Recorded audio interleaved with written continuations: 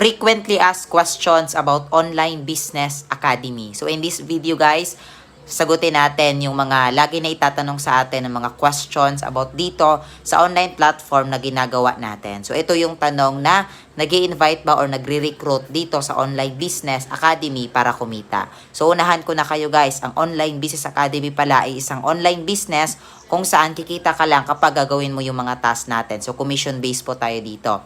Now ano yung mga task natin na yun? Ang task natin is mag-set ng appointment, mag-assist ng clients, and mag-posting lang po ng mga templates and materials na provided sa iyo ng team. So hindi po kayo mag-i-invite or magre-recruit kasi nga yung mga clients naman natin ang lalapit sa iyo gamit ang automated system natin. Okay, so sana nasagot ko yung tanong na yan kasi yan talaga yung palaging na itatanong sa akin dito sa OBA.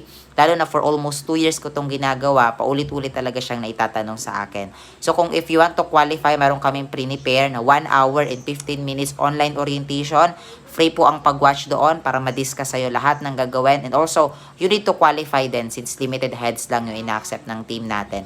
If you want an access, mag-comment ka sa comment section, i-follow mo ako at make sure i-message mo din para directly kita maturuan. See you!